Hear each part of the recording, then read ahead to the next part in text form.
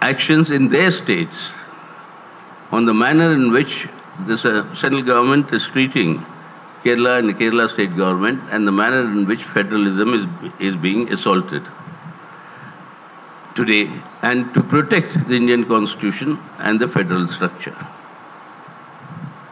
Finally, the central government, the central committee congratulated the Kerala youth who executed a huge plan of a human chain from the northern tip to the southern tip of Kerala, 35 lakh youth participating, condemning the discriminatory attitude of centre to the Kerala state, demanding jobs and removal of ban on recruitment, etc. This was a very historical thing, and the Central Committee congratulated them. Likewise, the Central Committee congratulated also West Bengal, which saw a huge youth yatra being taken from north to south of Bengal, which culminated in an unprecedented rally at the historic Brigade Parade grounds in Calcutta.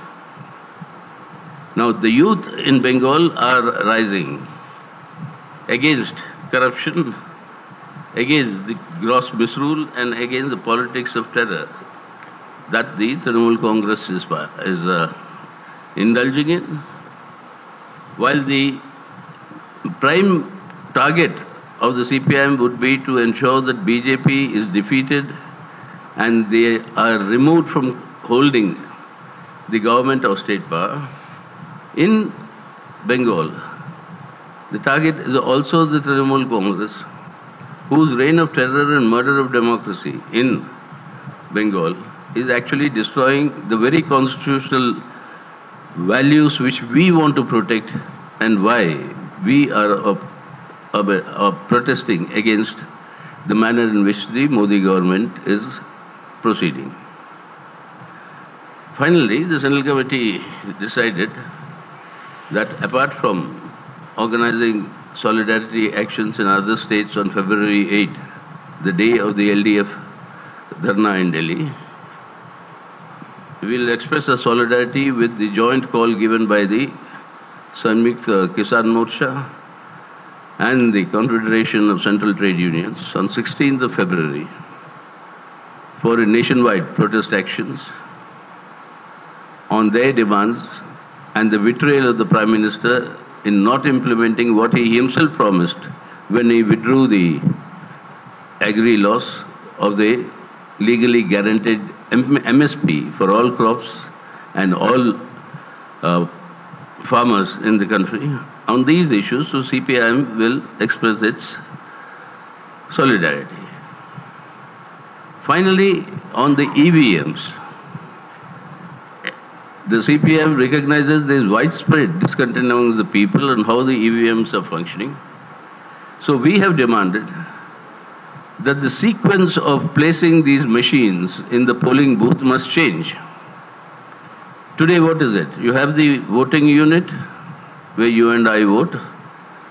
Then that vote goes to the VVPAT where you and I see. And that vote is then transferred to the control unit. So we know from the voters unit to the VVPAT what has been transmitted. But we don't know from the VVPAT to the control unit what is being transmitted. So we said change the order. Let it be the voter unit, then the control unit, and then the VVPAT. Then you are confirmed that your vote has been correctly registered in the control unit. Do this, and along with this, 50% of the VVPAT must be tallied with what the machine is showing. If there is a discrepancy, there will either have to be a repoll or a recount, depending on the concrete incident. But in this way, people's confidence has to be generated that this electoral process is free and fair, and there is a level playing field for all the parties and contestants. So we would raise these demands all across the country. And we call upon the Election Commission to do the needful to restore people's confidence in the EVMs and the election process. So this is what I have in short to. BJP is also saying, why you are running away if you all have not done anything wrong? Why not face the law? Who is running away? No, well, why doesn't the BJP answer the question? That since 2019, there have been more than 5,500 cases registered by the ED. What has been the rate of conviction? 23. Only 25 have reached the courts, out of which 23 have been convicted. And none of them, or if there's any, are politicians. So who is afraid of running away? What does the lack of conviction mean? That ED is only harassing and intimidating. If actually you're fighting the corrupt, then why is there no conviction? Why are you not taking the case to the court? So that is the point you got to turn back and ask them, who's running away? And supposing tomorrow the ED is after you and you decide, I'll join the BJP. How does the ED suddenly stop being after you? You're no longer corrupt? When Mr. Eknath Shinde goes to the BJP to form the government, the charges against him are all dropped. When Mr. Ajit Pawar does the same thing, that he is not corrupt at all, he is, what do you call, Satya Harishchandra? Assam, that is the old story, Assam Chief Minister and all these people. But every case, wherever in the recent period also, apart from Mr. Hemant, with our Assam Chief Minister, all of them who have moved to the BJP, all the cases are dropped. What does this mean? By saying, why are you running away? What they are saying is, why are you not joining me? This is the straightforward, message they want to convey. That is why they have completely, the system of democracy has been virtually murdered by the BJP and the methods that it employs.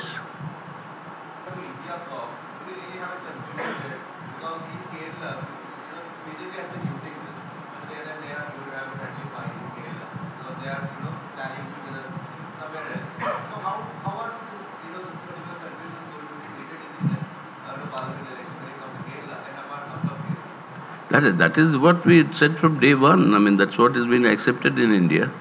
That state to state the situation differs. In Kerala, it's a straight fight between the LDF and UDF. And it's because of the straight fight between LDF and UDF, the BJP forget a member of parliament but can't even get an MLA elected. So that is the Kerala situation. Now, therefore, that will be the main contest, LDF, UDF. Next door, in Tamil Nadu, you have a DMK-led secular front, where everybody is there together. And because of that, the BJP could not win a single MP in the last election in Tamil Nadu. That situation is different. You go a little up on the map, Maharashtra, you have the Maharashtra Vikas Aghadi, where you have the Mr. Sharad Pawar's NCP, Uddhav Thackeray Shiv Sena, the Congress and the left parties. In Bihar, you had the Mahagathbandhan, which is still there without Nitish. So that Mahagathbandhan is there. So each state has its own specificities.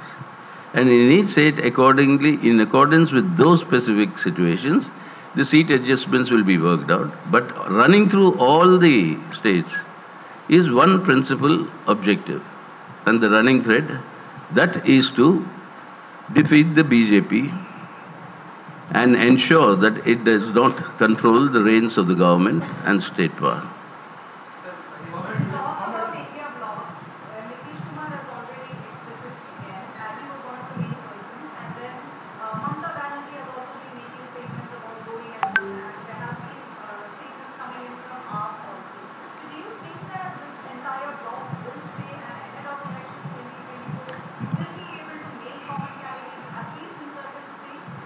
You see, what is, in most of the states we'll be able to make common candidates. And that process is, as I told you, reached the final stages in most of the states. In some states this will not happen. We know it for a given. Kerala, Bengal, I mean, these are not going to happen. And in Punjab, it's not that it won't happen, but there is an assessment of the major parties. That's to say, if the India constituents come together, that will be advantage BJP and Akali Dal. Because all the anti-incumbency will have only one way out, like in Bengal also. If all India constituents get together, the main beneficiary would be the BJP. The huge anti-incumbency against the Trinamool government will all be shifted there. So that is why I keep on saying, and I hope you don't keep on minding, that electoral politics is not arithmetic. You can't add 2 and 2 and get 4 in electoral politics. Sometimes if you put 2 and 2 together, you can get 22 or you can get 0 also. So if all opposition parties get together in many states, the advantage goes to BJP. Because the anti-incumbency against the ruling party, that is the only avenue for people to vote. So we'll have to go concretely. And that doesn't affect it at all. People are very mature.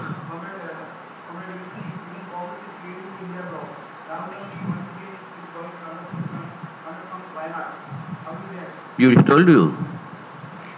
Huh? When did he tell you? When did Rahul Gandhi tell you he's contesting from Wayanad? So you presume he may be contesting. Say that. No, he could be. He did that last time also. So that is, every party has their own democratic right to decide where their candidates or leaders will fight from. So that's it. But that doesn't make any difference to the overall understanding of strategy.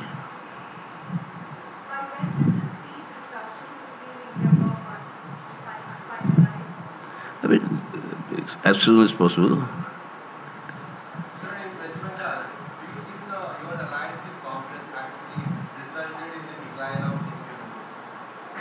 No.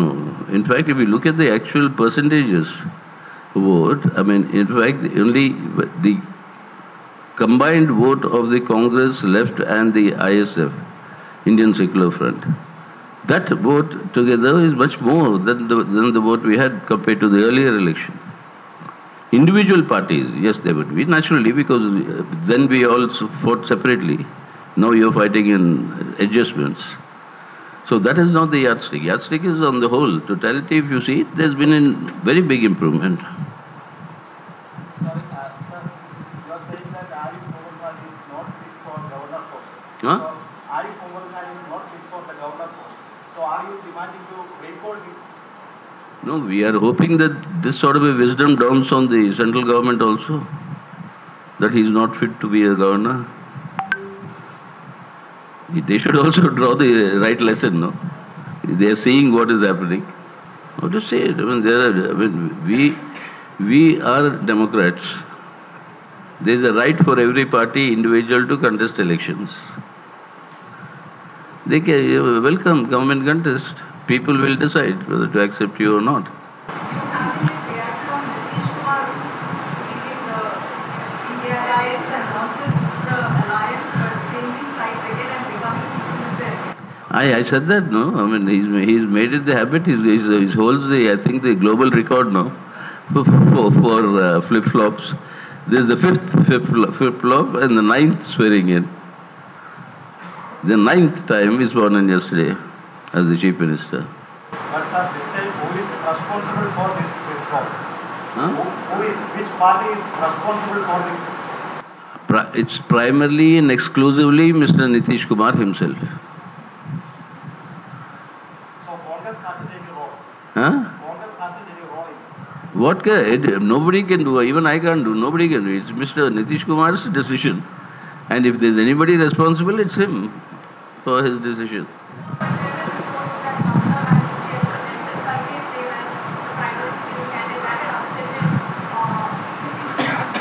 Yeah, such decisions are not taken by some comment made by somebody and getting upset and doing things. If that is the case, then you shouldn't be a politician. Many people say many things about me and to you, everything, and for everything do you think you should react and take any action? That is not the issue. Basically, they are looking at their own interest. Nitish Kumar's calculation is by doing this, his interests are more protected. What those interests are, that only he can answer. So since he played a middleman role of convincing parties like Ap and TSC to come along with the Congress. Not middleman role of making it. Nobody comes because somebody went and told them to come. And nobody is going to vote because they like my face or don't like my face. That is the politics is on the basis of certain political reasoning and certain benefits that people see. So that is why, I mean, what he's seen, that only he can answer. Nitish Kumar, I mean, I can't do it. Commenting the statement, you are, I guess that Congress is raising basis and getting against Chief Minister. Why don't you use basis of previous findings from part of the International Department and the Register of Companies? Is needed a CC discuss that matter? I mean, these are details that we have not got into. Our point is that many of these matters have already been settled. They still continue to be raised. What they are raising, etc., these are matters that the state will discuss and do it.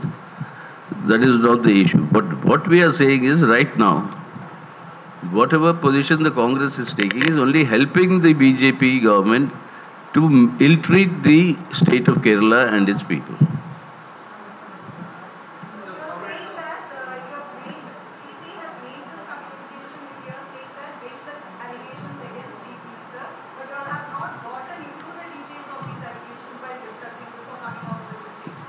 No, I mean, we believe that they are allegations.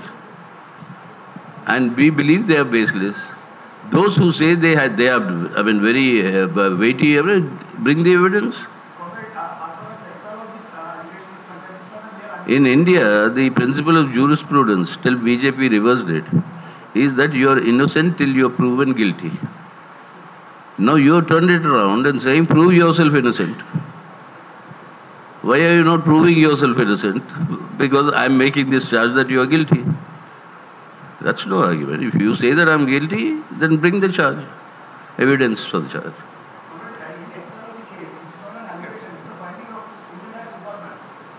I'm sorry?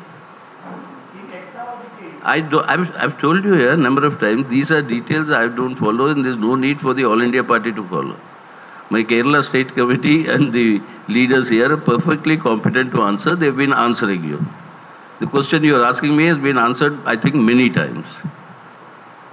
So please, please bear in mind, maintain this decorum. Ask me about national politics, I'll answer you.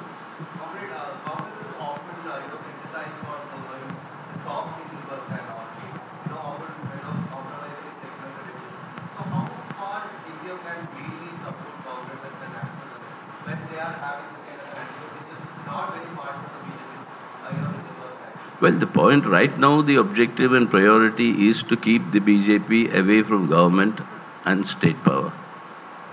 That is the immediate objective. To assure that, we will proceed. That is the objective in these elections. How far you can go, what will happen, etc., etc., those are not the issues of today of the consultation. Naturally, that will be decided subsequently. But right now, the issue is to defeat the BJP. Okay, so thank you. Huh? Let us see. We'll cross the bridge when you reach it. Almost is different. Okay. Thank you. Thank you very much.